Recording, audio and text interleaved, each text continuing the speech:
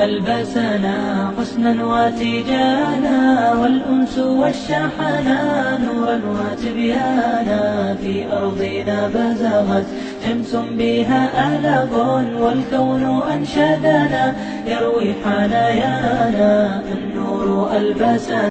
বাকি এখানে প্রশ্ন থেকে যায়, সেটা হলো হাদিসের মধ্যে এসেছে মান আল্লাকা তামিমাতান ফাকাদ আশরাকা, যে ব্যক্তি তামিমা ঝুলালো সে শিরিক করলো। এই তামিমা শব্দ থেকে আমরা অনেকেই তাবিজ অর্থে ব্যবহার করে থাকি। তামিমা মানে তাবিজ, তাহলে অর্থ হয় কি মান আল্লাকা তামিমাতান, মানে যে তাবিজ ঝুলালো সে শিরিক করলো। অথচ তামিমা এবং তাবিজ, তাবিজের শুদ্ধ উচ্চারণ আরবি হলো তাবিজ। তামিমা এবং তাবিজের মধ্যে কিছু পার্থক্য আছে। একটা হলো, শুনতেই তো পার্থক্য বোঝা যাচ্ছে। আরবি ভাষা সম্পর্কে যারা কিছুটা জানেন তারা জানেন তামিমা এটা হলো তাম্মা থেকে, যেমন বলা হয়ে থাকে তাম্মা আলা আমরিহি, অমুক তার বিষয়টা সম্পন্ন করলো। এটার মধ্যে অর্থের মধ্যে একটা অহংকার অহংকার ভাব আছে, শিরিকের একটা গন্ধ আছে, যে সে নিজে তার বিষয়টাকে সম্পন্ন করলো কারো সাহায্য ছাড়া। আর তাবিজ এর অর্থ হলো আশ্রয় নেওয়া, অর্থাৎ আল্লাহর আশ্রয় নিয়ে সে তার কাজকে সম্পন্ন করলো। সুতরাং তামিমা এবং তাবিজ যেমন অর্থগত ব্যবধান, ঠিক তেমনি ভাবে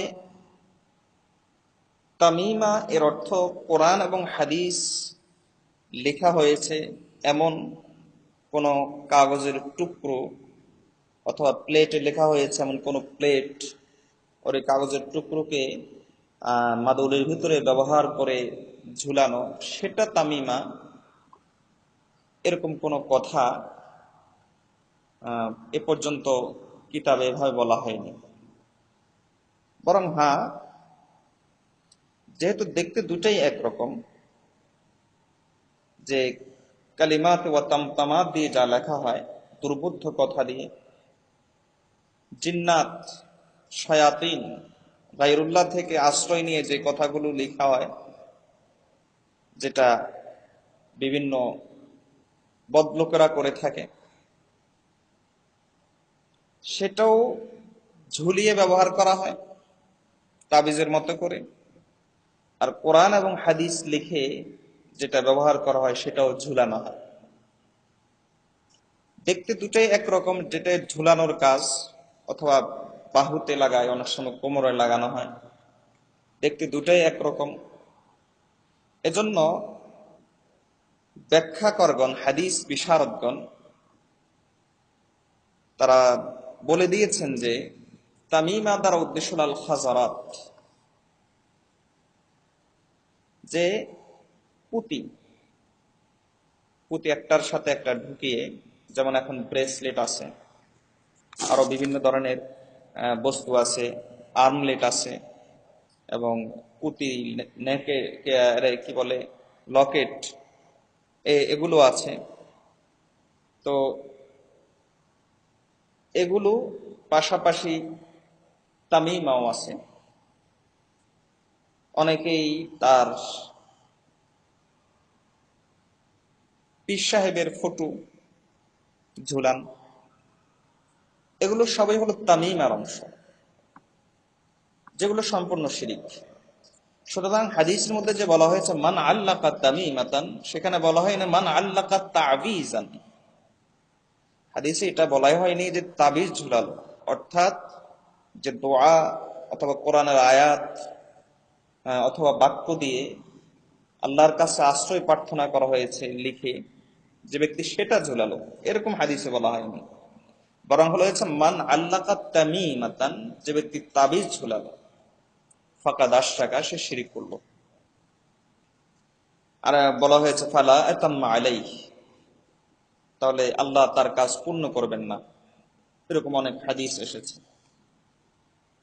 তো তামিমা এর অর্থ যে তাবিজ, যেটা অনেকেই নিয়ে থাকেন। ইমামুল লুগা ইমাম কানাবী রাহিমাহুল্লাহ তিনি বলেন এটা ভুল। অনুরূপ কথা হাফিজ ইবনে হাজার আসকালানী রাহিমাহুল্লাহ, মোল্লা আলী কারি রাহিমাহুল্লাহ, ইমাম বাইহাকি রাহিমাহুল্লাহ সহ এমনকি হাফিজ ইবনুল কাইয়িম রাহিমাহুল্লাহ ওনারাও তামায়েমের যে সংজ্ঞা পেশ করেন সেই সংজ্ঞা হলো ওই সমস্ত তাবিজ যেগুলো আরব জাহিলিয়াতে বদনজর থেকে বাঁচার উদ্দেশ্যে গায়রুল্লাহ থেকে পানা নিয়ে মানুষ ব্যবহার করত, সেগুলো উদ্দেশ্য। তামিমা বলতে এটাই উদ্দেশ্য। আর তাবিজ বলতে যেটা লিখে আল্লাহর কাছে আশ্রয় প্রার্থনা করা হয়, অথবা কোরআন মজিদের কোনো অংশ থেকে বরকত নেওয়া হয়, কোনো দোয়া থেকে বরকত নেওয়া হয়, উসিলা হিসেবে পেশ করা হয়, সেটা হলো তাবিজ। সুতরাং তামিম আর হাদিসগুলোকে তাবিজের হাদিসের সাথে লাগানো, এটা একটা ভুল। বলতে পারে দেখতে তো দুটাই একরকম, সুদ দ্বারা উপার্জিত যে 500 টাকার বান্ডিল সেটাও একরকম, হালাল ব্যবসা দ্বারা উপার্জিত যে 500 টাকার বান্ডিল সেটাও একরকম। তাই বলে দুটাকে তো হারাম বলা যায় না। বরং কোনো বিষয়কে, কোনো জিনিসকে হালাল এবং হারাম বলতে হলে শরীয়তের মাপকাঠি লাগবে। শরীয়তের মাপকাঠি দিয়েই তাকে হালাল সাব্যস্ত করতে হয়, শরীয়তের মাপকাঠি দিয়েই তাকে হারাম সাব্যস্ত করতে হয়। এবার দেখুন, তাবিজকে যদি আমরা হারাম বলি বা তাবিজকে যদি আমরা শিরিক বলি, অতীত নিকটবর্তী ওলামায়ে কেরাম না হয় আপাতত রাখলামই, এই উপমহাদেশের কোরআন এবং সুন্নাহর উপর আমল করার জন্য যারা নিজেদের জীবন বাজি রেখেছেন, সর্বোচ্চ কষ্ট ক্লেশ, এমন কোনো কষ্ট নাই, ক্লেশ নাই যা তারা সহ্য করেননি, তাদের মুজাহাদা, সে তাদের কথা তো না হয় আপাতত রাখলামই, বরং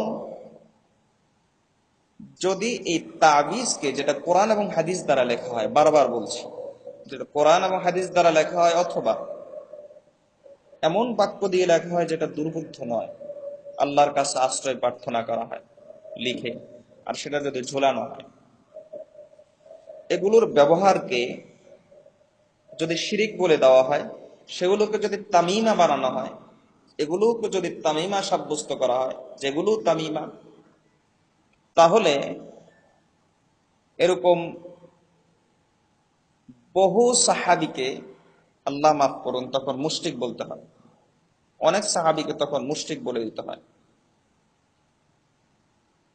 এবং অনেক তাবেঈকে মুশরিক বলতে হয়। যেমন আব্দুল্লাহ ইবনে ওমর রাদিয়াল্লাহু তাআলা আনহু, তিনি দোয়াটা লিখে তার সন্তানের গায়ে যে ঝুলালেন, তিনি কি শিরিক করেছেন? তিনি কি তামিমা ঝুলিয়েছেন? হযরত ইবনে আব্বাস রাদিয়াল্লাহু তাআলা আনহু, তিনি যে প্রসব বেদনা উঠলে যে তাবিজটা তিনি দিতেন, তিনি কি শিরিক করেছেন? তিনি কি তামিমা দিতেন? তাবিজ দিতেন, তামিমা নয়। তাবিজ আর তামিমা এক নয়। এই যে 12 জন তাবেঈ যাদের কথা উল্লেখ করলাম, এবং সাঈদ ইবনুল মুসাইয়্যিব রাহিমাহুল্লাহর কথা উল্লেখ করলাম, যে যেই তার কাছে আসতো কোনো প্রয়োজনে, কোনো অসুস্থতা নিয়ে, তখন তিনি তাকে তাবিজ লিখে দিতেন, তামিমা লিখে দিতেন না, তাবিজ লিখে দিতেন। তাহলে সাঈদ ইবনুল মুসাইয়্যিব রাহিমাহুল্লাহ তিনি কি শিরিক করেছেন? তাহলে কি আতা ইবনু আবি রাবাহ তিনি কি শিরিক করেছেন? যদি এই সমস্ত তাবেঈকে আমরা মুশরিক বানিয়ে ফেলি যে তারাও তামিমা ব্যবহার করেছেন, তাহলে তো ইসলামের আর কিছুই বাকি থাকে না। এই বুখারী, মুসলিম, আবু দাউদ, তিরমিজি, সাহাবায়ে কেরামের বর্ণনা দিয়েই তো, তাবেঈদের বর্ণনা দিয়েই তো তাবিজ ব্যবহার শিরিক ঢালাও ভাবে যদি এই কথাটা বলে দেওয়া হয়, তাহলে ইসলামের তো আর কিছু বাকি থাকে না। এবং পরবর্তী যারা দ্বীনের বিশাল বিশাল খেদমত করেছেন, তো তাবিজ ব্যবহার যদি শিরিক বলে দেওয়া হয়, তাদের অনেকেই তাবিজ ব্যবহার করেছেন। যেমন হাকিমুল উম্মত আশরাফ আলী থানভী রাহমাতুল্লাহ আমালি কোরআনী লিখেছেন, তার বেহেশতি জোরেরও কোনো কোনো অংশে তাবিজ আছে। তো তাহলে আর মুসলিম থাকলো কে? লক্ষ লক্ষ কোটি কোটি মুসলমান যুগ যুগ থেকে তাবিজ ব্যবহার করে আসছেন। আচ্ছা, মুসলমান তো না হয় আপাতত রাখেন, সে আবারও বলছি সে তাবেঈ, সে সাহাবী, তারাও তো তাবিজ ব্যবহার করেছেন। এজন্য বলেছি তারা তাবিজ ব্যবহার করেছেন, তামিমা নয়। সুতরাং মান আল্লাকা তামিমাতান ফাকাদ আশরাকা, যে ব্যক্তি তাবিজ ঝুলালো, তামিমার অর্থ তাবিজ নেওয়া, প্রচলিত তামিমা এবং জাহিলিয়াত যুগের তামিমা, সব যুগের তামিমাই এক। সেটা হলো গায়রুল্লাহর কাছে পানাছে, যে তারপর কোনো দুর্বোধ্য কথা লেখা, অথবা বুঝে আসে ঠিক তবে স্পষ্ট বোঝা যায় যে শিরিক আছে। এজন্য তামিমা এবং তাবিজ এই দুটাকে একসাথে করা এটা একটা ভুল। কারণ যদি তামিমা ঝুলানো, তাবিজ এবং তামিমা দুটাকেই আমরা একসাথ করে ফেলি, তাহলে সাহাবাই কেরামের বহু সাহাবীকে মুশরিক বলতে হয়, আল্লাহ মাফ করুন, আল্লাহর কাছে পানা চাই। তাবেঈদের জামাতের বিশাল জামাতকে মুশরিক বলতে হয়, আল্লাহর কাছে পানা চাই। এজন্য এই জাতীয় কথা আমরা না বলি।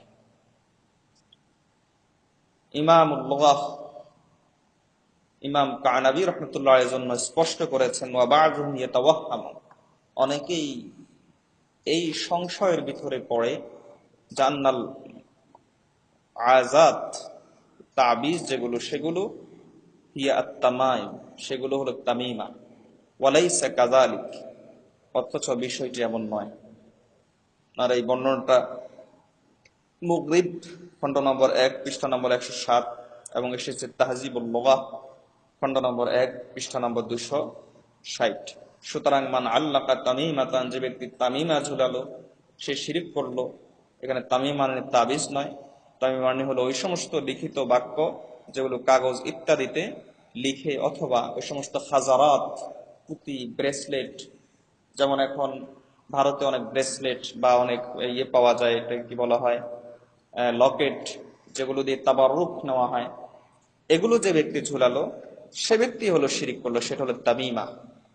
আর সে ব্যক্তি হলো ফালা আতাম্মাল্লাহু, সে ব্যক্তির কাজেই আল্লাহ তাআলা পরিপূর্ণ করবেন না। এবং এ ব্যক্তিকে বলা হয়েছে মান তাআল্লাকা শাইআন বুকিলা ইলাইহি, যে কোনো ব্যক্তি যদি কোনো কিছু ঝুলায় তাহলে তাকে ওই বস্তুর উপর ন্যস্ত করা হয়, আল্লাহর উপর তার কোনো ভরসা থাকে না। এই সবগুলো হলো মা ইয়াহতাবি আলাল জাহিলিয়া, আসলে ওই সমস্ত জিনিস উদ্দেশ্য যেগুলো জাহিলিয়ার যুগে প্রচলন ছিল, আর এই যুগেও যেটা বিভিন্ন ধরনের লোকরা করে থাকে না জানা থাকা সত্ত্বে, না জানার কারণে। এজন্য আবারও বলি, তামিমা এবং তাবিজ এটা এক নয়। তামিমা ঝুলানো এটা শিরিক, যেটা হাদিসে এসেছে। আর তাবিজ, এটাকে শিরিক বললে বহু সাহাবীকে মুশরিক বলতে হয়, আল্লাহ মাফ করুন। তাবিজকে শিরিক বললে বহু তাবেঈকে মুশরিক বলতে আল্লাহ মাফ করুন। এবং ইসলামের যে সমস্ত স্কলারগণ আছেন 4 ইমাম সহ, তাদেরকে মুশরিক বলতে হয়, আল্লাহ মাফ করুন। কারণ তারা কেউই তাবিজকে শিরিক বলেন নাই, বরং সকলে বলছেন লা বা'সা বিহি, কোনো অসুবিধা নেই। এখানে এসে কিছু প্রশ্ন থেকে যায়, সেটা হলো অনেকেই পীর সাহেবের ছবি ঝুলায় গলার মধ্যে, পীর সাহেবের ছবি ঝুলায়। অনেক সিএনজি ড্রাইভার দেখবেন যে তাদের ড্রাইভিং সিটের সামনে পীর সাহেবের ছবি ঝুলিয়ে রাখে। এটা শিরিক, এতে কোনো সন্দেহ নেই, এটা শিরিক। আর তাছাড়া অনেক বাসা বাড়িতেও এরকম পীর সাহেবের ছবি ঝুলানো থাকে, এটা শিরিক। দেওয়ানবাগি, কুতুববাগি, আরো কত কে যেন আছে, এগুলো হলো শিরিক। আর এরকম কোন প্রাণীর ছবি যদি কারো বাসা বাড়িতে থাকে, তাহলে হাদিসের মধ্যে এসেছে লা তাদখুলুল মালাইকা, সেই বাসা বাড়িতে কোনো ফেরেশতা প্রবেশ করে না। যেখানে বাইতান ফিহি কালবুন আও তাসাবির, যেই ঘরে কুকুর থাকে অথবা প্রাণীর ছবি থাকে সম্মানজনক অবস্থায়, সেই ঘরে কোনো ফেরেশতা প্রবেশ করে না। সুতরাং যেগুলো এইগুলো চলে, এগুলো হলো তামিমা, এগুলো তাবিজ নয়।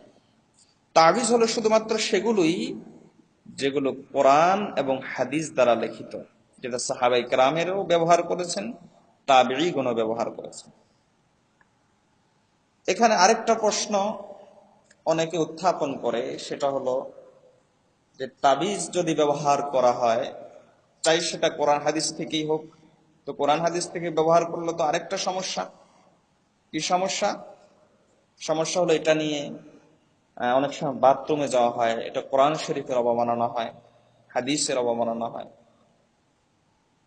এখানে একটা জিনিস বুঝতে হবে যে অবমাননা শব্দটা আমি আমার ব্রেন দিয়ে বললে তো হবে না। আমি চিন্তা করে একটা জিনিসকে এভাবে করলে অবমাননা হয় এটা বললে তো হবে না। ইসলামের দলিল থাকতে হবে যে এই কাজ দ্বারা এটার অবমাননা হয়। আমি নিজে বলে দিলে তো হবে না যে এর দ্বারা এই অবমাননা হয়। আমরা তো কত জিনিসকে সম্মানজনক মনে করি, আবার কত জিনিসকে আমরা অবমাননা মনে করি, কিন্তু বাস্তবে সেটা সম্মানজনক নয়, বাস্তবে সেটা অবমাননা। অনেকেই বলে থাকে মাজার শরীফ, তাই বলে কি ওরুস শরীফ, তাই বলে কি ওরুস সম্মানজনক হয়ে গেল? এটা তো শিরকি কর্মকাণ্ড, এটা তো শরীফ হয় না, নাপাক হয়। তো আমাদের চিন্তা কোন জিনিস অবমাননাকর, আমাদের চিন্তায় কোন জিনিস সম্মানজনক, এটা দেখার বিষয় না। দেখার বিষয় হলো, এখানে খুব লক্ষ্য করবেন যে কোরআন এবং হাদিসের কোনো আয়াত বা কোনো অংশ এটাকে মাদুলির ভিতরে ঢুকিয়ে অথবা ঠোলের ভিতরে ঢুকিয়ে বাথরুমে ঢুকলে পরে, অথবা হায়েজা মহিলা যার মাসিক হচ্ছে এমন কোন মহিলা ব্যবহার করলে পরে, অথবা যার উপর গোসল ফরজ এমন কোন ব্যক্তি ব্যবহার করলে পরে, এটা কোরআন এবং হাদিসের অবমাননা হয় এমন কথা কেউই বলেননি। একটা বর্ণনা পাওয়া যায় না, বরং এর বিপরীত পাওয়া যায়। যেমন যেমন বিশিষ্ট তাবেঈ হযরত সাঈদ ইবনুল মুসাইয়্যিব রাহিমাহুল্লাহ, তিনাকে জিজ্ঞেস করা হয়েছে। হযরত আলকামা ইবনে আবি আলকামা বলেন, সাআলতু সাঈদ ইবনুল মুসাইয়্যিব রাহিমাহুল্লাহ আনিল ইস্তিআযা তাকুনু আলাল হাইজ ওয়াল জুনুব। ওই তাবিজ, যে তাবিজ হায়েজগ্রস্ত মহিলা হায়েজ অবস্থায় ব্যবহার করে থাকে, যার উপর গোসল ফরজ, সে গোসল ফরজ অবস্থায় যে তাবিজ ব্যবহার করে থাকে, যে সাঈদ ইবনুল মুসাইয়্যিব নিজেই তাবিজ দিতেন, সেই সাঈদ ইবনুল মুসাইয়্যিবকে জিজ্ঞেস করা হয়েছে যে যদি ব্যবহার করে থাকে তাহলে তার হুকুম কি? তো সাঈদ ইবনুল মুসাইয়্যিব বলেন যে কাপড় দ্বারা অথবা রূপার কোনো কিছু দ্বারা, রূপা জাতীয় কোনো পদার্থ দ্বারা, যেটাকে আমরা তুমার বলি, ঠোল বলি, মাদুলি বলি, সেগুলো দ্বারা যদি পেছানো অবস্থায় থাকে, অর্থাৎ সেগুলোর ভিতরে যদি ওই আয়াতটা ঢুকানো থাকে, পরিষ্কার সরাসরি দেখা যাচ্ছে না, তাহলে কোনো অসুবিধা নাই। মুসান্নাফ আব্দুর রাজ্জাক এই বর্ণনাটি এসেছে, সেখানে বলা হয়েছে কোনো অসুবিধা নাই। সাঈদ ইবনুল মুসাইয়্যিব বলেন কোনো অসুবিধা নাই। অনুরূপ কথা বলেছেন হযরত আতা ইবনে আবি রাবাহ। তিনি বলেন ক্বালা আতা, তিনি বলেন যে ওয়া ইন কানা কাসাবাতু ফিদ্দাতিন, যদি রূপার ঠোল হয় তাহলে ওই ঠোলের ভিতরে যদি তাবিজ ঢুকানো থাকে, ফা ইন শাআত ওয়াজআতহু ওয়া ইন শাআত লাম তাদাহু, তাহলে হাইজ চলাকালীন ওই মহিলা ইচ্ছা করলে ওই তাবিজটা খুলে রেখে দিতে পারবে, আর ইচ্ছা করলে না খুললেও চলবে। মুসান্নাফ ইবনে আবি শাইবা, হাদিস নম্বর, বর্ণনা নম্বর ২৩,৮৯১, সেখানে এটা এসেছে। তাহলে পেলাম কি? পেলাম হলো এই যে যদি মাদুলির ভিতর থাকে, ঠোলের ভিতর থাকে, কাপড় পেঁচানো থাকে, আর ওই অবস্থাতে যদি বাথরুমে যাওয়া হয় অথবা গোসল ফরজ হয়েছে এমন কোনো ব্যক্তি ব্যবহার করা, তাহলে এটার কোনো অবমাননা হয় না। আর যুক্তিও তো এটা বলে, এখন মোবাইলের ভিতরে কোরআন শরীফ থাকে বিভিন্ন মেমোরি কার্ডে, যেটা দেখা যায় না, কিন্তু মেমোরি কার্ড ওপেন করলে পরে স্ক্রিনে ভেসে আসে, কোরআন শরীফ ভেসে আসে। ওই মেমোরি কার্ডটা অথবা ওই মোবাইল সেটটা, যেটার ভিতরে কোরআন মজিদ আছে সফট অবস্থায়, সেটা নিয়ে যদি কেউ বাথরুমে যায় তাহলে তো কেউই এটাকে অবমাননা করে বলে না। যেমন আপনাদের এই মসজিদ 4 তলা, তো এই মসজিদের দোতলায় আমরা অনেকেই নামাজ পড়ি, অথচ নিচতলায় কোরআন শরীফ আছে। তো নিচতলা আমাদের পায়ের নিচে কোরআন শরীফ, এরপরও এটা অবমাননা হচ্ছে না কেন? কারণ এটা দেখা যাচ্ছে না। এরকম বহু বিষয় আছে, বহু যুক্তি আছে। যুক্তিও এটা বলে যে একটা আয়াত লিখিত থাকলো একটা তাবিজ, একটা কাগজের মধ্যে অথবা একটা কাপড়ের মধ্যে, আর সেটা পেঁচিয়ে তারপরে সেটা কোনো কিছুর ভিতরে ঢুকিয়ে তারপর বাথরুমে যাওয়া হলো যে আয়াতটা দেখা যাচ্ছে না, তাহলে এটা আর মোবাইলের ভিতরে কোরআন শরীফ থাকা আর ওই মোবাইলটা নিয়ে বাথরুমে যাওয়া, এটা দেখ সমান কথা হলো। এটা যদি অবমাননা করা না হয়, সেটা কেন অবমাননাকর হবে? বরং তাবেঈদের ফতোয়া তো তারা এইভাবেই বলেছেন যে এটা অবমাননাকর নয়, বরং লা বা'সা বিহি, কোনো অসুবিধা নাই। আতা ইবনে আবি রাবাহ বললেন যে ওয়া ইনশা ওয়াদাআতহু ওয়া ইনশা লাম তাদাহু, যদি ইচ্ছা করে তাহলে সে রেখে তারপর যেতে পারে, আর ইচ্ছা করলে না রেখেও সে চলাফেরা করতে পারে, কোনো অসুবিধা নাই। এরপরও দেখুন উলামায়ে কেরামের সতর্কতা, সেটা হলো কোরআন এবং হাদিস সরাসরি আয়াত তারা অনেক সময় লেখেন না, বরং আয়াতের প্রতি ইঙ্গিত করে এমন শব্দ ব্যবহার করেন এবং অক্ষর ব্যবহার করেন। যেমন বিসমিল্লাহির রহমানির রহিম এর বিপরীত অক্ষর হলো 786। এগুলো আজমিদের আবিষ্কার, কিন্তু একটা ইঙ্গিত, এটা ইঙ্গিত দিচ্ছে যেটা বিসমিল্লাহির রহমানির রহিম, তাই বলে 786 বিসমিল্লাহির রহমানির রহিম হয়ে যায় না। কোন ব্যক্তি 786 বলে কাজ শুরু করলেই বিসমিল্লাহির রহমানির রহিম দিয়ে কাজ শুরু করা হয়েছে বলা হয় না, তবে একটা ইঙ্গিত মাত্র। তো এই ইঙ্গিত হলো বিসমিল্লাহর দিকে। কোরআন মজিদ হলো এমন এক জিনিস, এমন এক পবিত্র, যে আল্লাহ তাআলাকে পরিপূর্ণ জীবন ব্যবস্থা যা বানিয়েছেন। মানব জীবনের এমন কোনো অংশ নেই, এমন কোনো বিষয় নেই যে বিষয়ের কোরআন মজিদের সমাধান নেই, বা যে বিষয়ে কোরআন মজিদের উপকারিতা আসে না। মানুষের শারীরিক অসুস্থতার জন্য যেমন কোরআন মজিদ উপকারে আসে, মানুষের আত্মিক অসুস্থতার জন্য তেমন কোরআন মজিদ উপকারে আসে।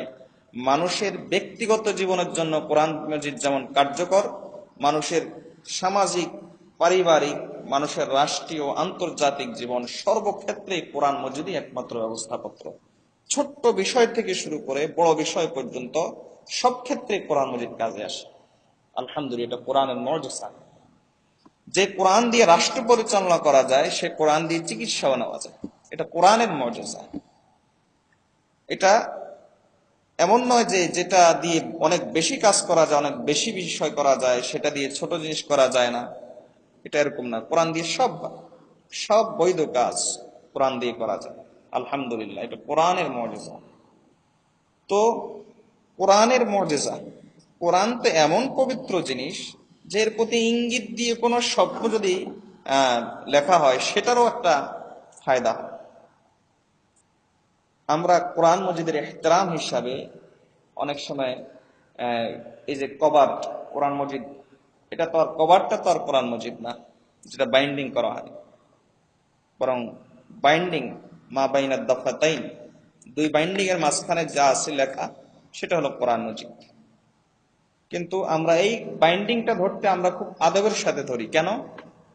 কারণ এই কাগজটা কোরআনের সাথে লেগেছে, অথচ এই কাগজটা অন্যখানে লাগলে, এই কাগজটা অন্যখানে ব্যবহার হলে, কোরআন ছাড়া অন্যখানে ব্যবহার হলে আমরা এত আদবের সাথে ধরতাম না। তো এটা হলো কোরআন মজিদের মুজিজা। তো কোরআন মজিদের প্রতি ইঙ্গিত করে এমন নম্বর, এমন শব্দগুলো যেগুলো অভিজ্ঞজনরা বলতে পারেন। অভিজ্ঞজনরা এই শব্দ কেন বললেন? অভিজ্ঞজনদের কি অধিকার যে তারা এগুলো বানানো?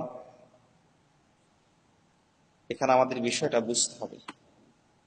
বিষয়টা হলো তাবিজ দিয়ে কেউ পুলসিরাত পার হয়, তাবিজ দিয়ে কেউ জাহান্নাম পার হবে, তাবিজ দিয়ে কেউ নিজেদের মুনকার নাকিরের সুয়াল সহজ করবে। আজ পর্যন্ত শোনা যায় না কেউ এই জন্য তাবিজ ব্যবহার করেছেন। বরং তাবিজ ব্যবহার করেছেন মানুষ কিসের জন্য ব্যবহার করে? দুনিয়ার জিনিসের জন্য, দুনিয়ার কাজের জন্য। আর দুনিয়ার কাজ হলো মানুষের অভিজ্ঞতার উপর আল্লাহ ছেড়ে দিয়েছেন। আল্লাহ শুধু হালাল এবং হারাম এই দুটা শব্দ দিয়ে বাইন্ডিং দিয়ে তারপরে অভিজ্ঞতার উপর ছেড়ে দিয়েছেন। আর তাবিজ কোরআন এবং হাদিস থেকে ব্যবহার করা হালাল দুনিয়ার কাজের জন্য, যেটা সাহাবায়ে কেরাম ইতিপূর্বে বললাম, তাবেঈন এবং অন্যান্য ইমাম এবং অন্যান্য ইসলামের বড় বড় ফকিহ, মুজতাহিদ, মুহাদ্দিস, স্কলার সকল থেকে প্রমাণিত। তো এটা দুনিয়ার কাজ। তো দুনিয়ার কাজের জন্য যে যেভাবে, শুধু হারাম না হলেই হলো, শুধু সেখানে শিরিক না থাকলেই হলো, তার অভিজ্ঞতাকে কাজে লাগিয়ে যে যেভাবে আবিষ্কার করে, এটা তাহরিফ হয় না, এটা কোরআনকে বিকৃতি করা হয় না। কারণ হাদিসে এক শব্দে রাসূলুল্লাহ সাল্লাল্লাহু আলাইহি ওয়াসাল্লাম এক হাদিসের মধ্যে পরিষ্কার বলে দিয়েছেন যে আনতুম আ'লামু মিন্না ফি দুনিয়াকুম, দুনিয়ার বিষয়ে তোমরা অনেক ক্ষেত্রে আমার থেকে অভিজ্ঞ। এর অর্থ এই নয় রাসূল সাল্লাল্লাহু আলাইহি ওয়াসাল্লাম ছোট হয়ে গিয়েছেন, না। রাসূলুল্লাহ সাল্লাল্লাহু আলাইহি ওয়াসাল্লামকে তো আল্লাহ তাআলা আখিরাত শিক্ষা দেওয়ার জন্য এসেছেন, যে আখিরাত হলো অনন্ত অসীম আর দুনিয়া হলো সীমিত। এটা এক ছোট্ট জিনিস আখিরাতের তুলনায়। ওয়াল আখিরাতু খায়রুন ওয়া আবকা, আখিরাতের তুলনায় দুনিয়া হলো ক্ষণস্থায়ী এবং আখিরাতের তুলনায় দুনিয়ার কোনো দামই নাই। এই বেদামি জিনিসের জন্য আমাদের বুদ্ধি যথেষ্ট। যেটা মানুষ অভিজ্ঞতা দিয়ে চিকিৎসার উদ্দেশ্যে যদি এরকম কোনো কিছু করে থাকেন, তাহলে এতে কোনো অসুবিধা নাই, এটা আখিরাতের কোনো বিষয় না। তো যাই হোক, আমি যেটা বলতে চেয়েছিলাম, ওলামায়ে কেরাম সতর্কতা হিসাবে কোরআন মজিদের প্রতি ইঙ্গিত করে এমন শব্দ আবিষ্কার করেছে, যেমন 786 মানে বিসমিল্লাহির রহমানির রহিম আবিষ্কার করলেন। এবার অনেক সময় তাবিজে এই নাম্বারগুলো লেখা হয়, আর এই নাম্বারগুলো নিয়ে এটা তো কোরআন মজিদ নয়। যেমন একটু আগে বলেছি 786 বিসমিল্লাহির রহমানির রহিম নয়। তো এই নাম্বারগুলো নিয়ে কেউ যদি বাথরুমে যায়, কোনো হায়েজ অবস্থায় কেউ যদি ব্যবহার করে, গোসল ফরজ অবস্থায় কেউ যদি ব্যবহার করে, তাহলে তো অবমাননার কোনো প্রশ্নই আসে না। এখানে আরেকটা বিষয় অনেক সময় আমাদের মনে খটকা লাগে, সেটা হলো যে তাবিজ যদি ব্যবহার করা জায়েজ হতো, তাহলে রাসূলুল্লাহ সাল্লাল্লাহু আলাইহি ওয়াসাল্লাম ব্যবহার করতেন।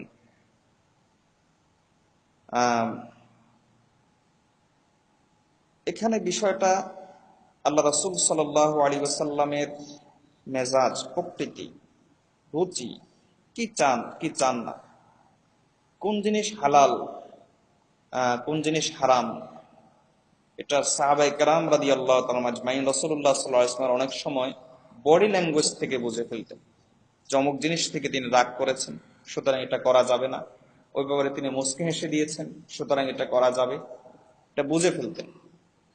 তো সাহাবায়ে কেরাম রাসূলুল্লাহ সাল্লাল্লাহু আলাইহি ওয়াসাল্লাম সাহাবীরা তাবিজ ব্যবহার করেছেন, তো তারা রাসূলুল্লাহ সাল্লাল্লাহু আলাইহি ওয়াসাল্লাম থেকে যদি কখনো ইঙ্গিতও যদি এটা পেতেন যে তাবিজ, তামিমা না, আবারও বলছি তাবিজ, তামিমা নয়, তাবিজ, সাহাবায়ে কেরাম থেকে যদি তারা একটু বুঝতেন যে তাবিজ ব্যবহার করা, যেটা কোরআন হাদিস থেকে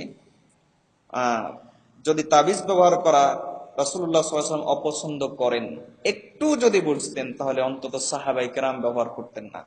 অথচ আমরা দেখেছি যে সাহাবায়ে কেরাম তাবিজ ব্যবহার করেছেন। তাবিজ সম্পর্কে আমরা এই কথাগুলো আশা করি জানার পর আমাদের কাছে স্পষ্ট হয়েছে যে তাবিজ ব্যবহার ইসলামে কতটুকু বৈধ। এরপরও যদি কারো কোনো প্রশ্ন থেকে থাকে এ বিষয়ে জানতে চান, তাহলে পরবর্তীতে জানতে পারবেন।